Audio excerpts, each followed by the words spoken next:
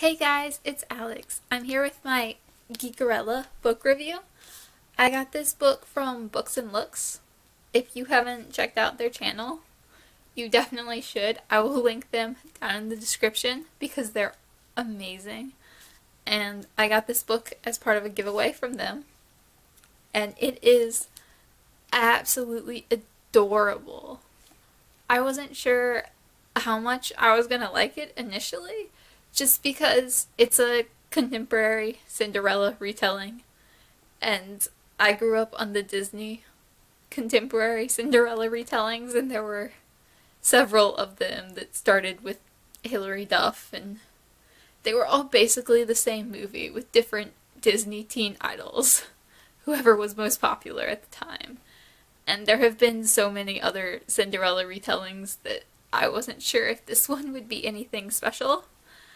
And I read it, and I am so glad I did. This book was the cutest thing. I absolutely adored it.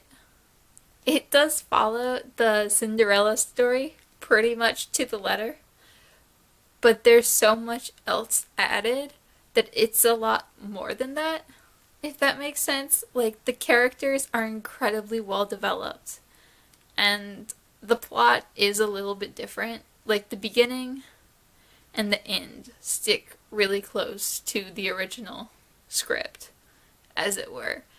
But the middle is different, and even though you know what's going to happen, you don't really know exactly what's going to happen, if that makes any sense at all. The story itself had enough substance that knowing exactly what was going to happen and how and to who didn't really detract from it. At least I thought. If you haven't heard about this book, then you've probably been living under a rock. But it is a Cinderella retelling, obviously, about a girl whose father started a Comic-Con for this show. It's basically a fictionalized version of Star Trek. It's called Starfield.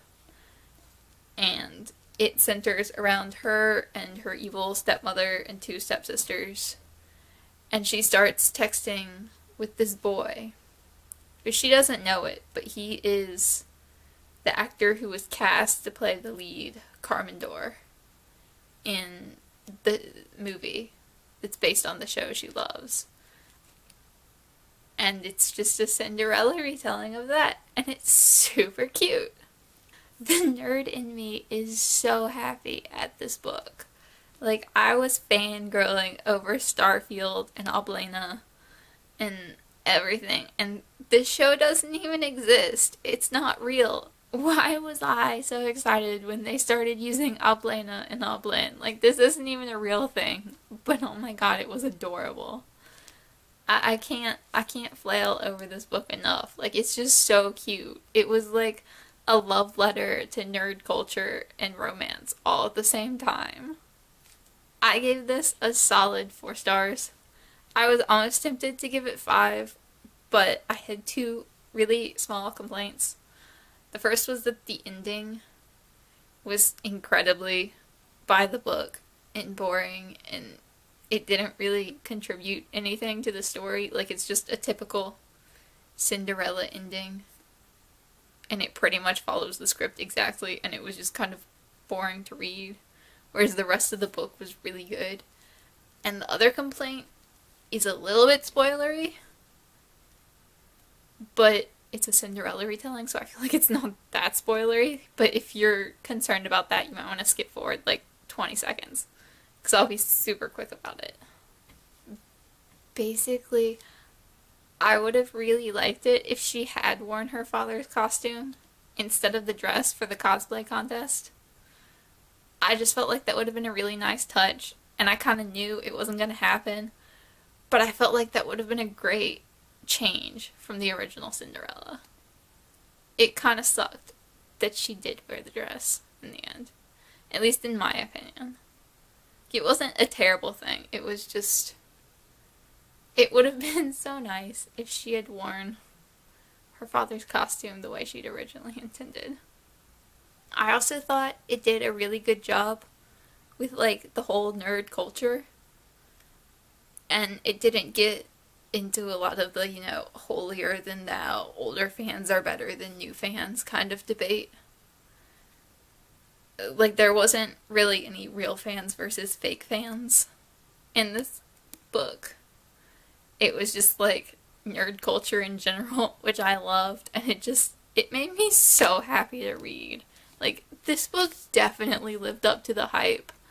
I'm so glad I read it, and even if the idea of a contemporary Cinderella retelling puts you off a little bit, I would still suggest reading this, because honestly, for a lot of it, you can kind of disregard the Cinderella retelling part, just because there is so much substance in the story that doesn't come directly from Cinderella.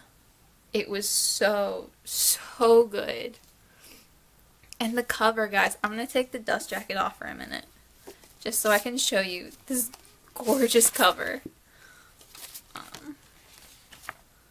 Basically, because it covers the whole thing. It's beautiful. I'm usually not one to flail over covers, but I love that the similar body language and structure in the way you get like every character on here. And a huge thank you to Mike and Becca over at Books and Looks for sending me this, because it is amazing. I cannot recommend this to y'all enough. If you like cutesy young adult romance stuff, this would be right up your alley. Especially if you're a nerd. This is a love letter to nerd culture, and I loved it so much. It had just the right amount of fan service without going overboard and being too annoying about it. So good. Highly, highly recommend. This definitely lived up to the hype, and this is probably a book I will reread possibly several times in the future. Like, I can see myself coming back to this time and time again. I feel like by this point, 2/3 of everyone has read Geekerella, but if you haven't, you should definitely check it out, and if you have, let me know down in the comments what you thought about it. I would love to hear your opinions. Bye, guys.